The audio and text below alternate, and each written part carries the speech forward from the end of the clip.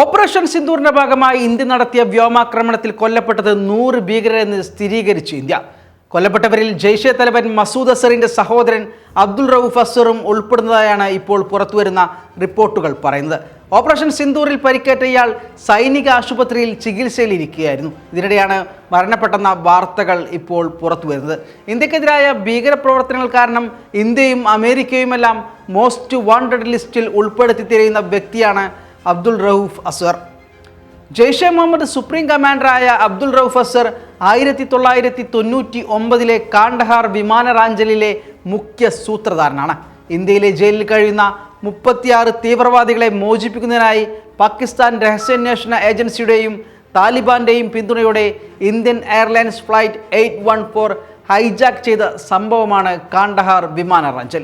പ്രധാനമായും അദ്ദേഹത്തിൻ്റെ ജ്യേഷ്ഠൻ മസൂദ് അസറിന് വേണ്ടിയാണ് ഈ വിമാനറാഞ്ചൽ നടന്നത്.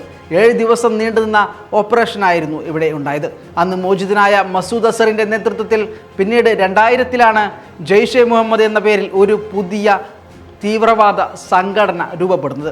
അതിനുശേഷം 2001 ഇന്ത്യൻ പാർലമെൻറ്റ് ആക്രമണം, 2002 ഡാനിയൽ പോളിനെ തട്ടിക്കൊണ്ടുപോയി കൊലപ്പെടുത്തിയ സംഭവം, 2008 മുംബൈ ഭീകരാക്രമണം, 2016 പത്താൻകോട്ട് ആക്രമണം, 2019 പുൽവാമ ആക്രമണം തുടങ്ങിയ പല ആക്രമണങ്ങളിലും ജെയ്ഷെക്കും ഇപ്പോൾ കൊല്ലപ്പെട്ട അബ്ദുൾ റൌഫ് അസറിനും പങ്കുള്ളതായാണ് റിപ്പോർട്ടുകൾ പറയുന്നത്.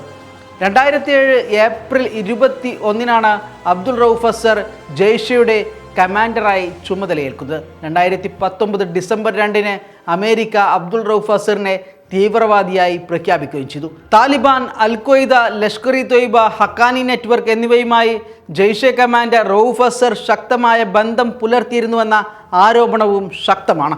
അഫ്ഗാനിസ്ഥാനിലെ പരിശീലന ക്യാമ്പുകളിൽ പങ്കെടുക്കുകയും ഇൻ്റലിജൻസ്, പരിശീലനം, ഏകോപനം എന്നിവയ്ക്ക് നേതൃത്വം നൽകുകയും ഇയാൾ ചെയ്തിട്ടുണ്ട്. 2019 ഐക്യരാഷ്ട്രസഭ ജെയ്ഷെ തലവൻ മസൂദ് അസറിനെയും ആഗോള ഭീകരനായി പ്രഖ്യാപിച്ചിരുന്നു.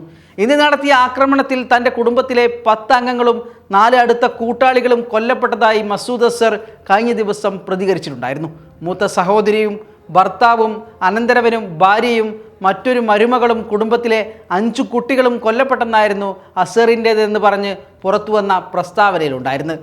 ഇതിനു പുറമെയാണ് ഇപ്പോൾ സഹോദരൻ അബ്ദുൾ റൌഫ് അസറും കൊല്ലപ്പെട്ടെന്ന വാർത്ത വരുന്നത്.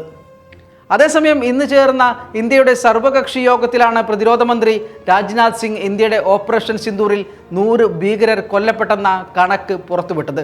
ഇന്ത്യ പ്രകോപനത്തിനോ യുദ്ധത്തിനോ തയ്യാറല്ല, എന്നാൽ പാകിസ്ഥാൻ ആക്രമണം തുടർന്നാൽ ഇന്ത്യ തിരിച്ചടിക്കുമെന്ന് സർവകക്ഷി യോഗത്തിൽ കേന്ദ്ര സർക്കാർ വ്യക്തമാക്കി.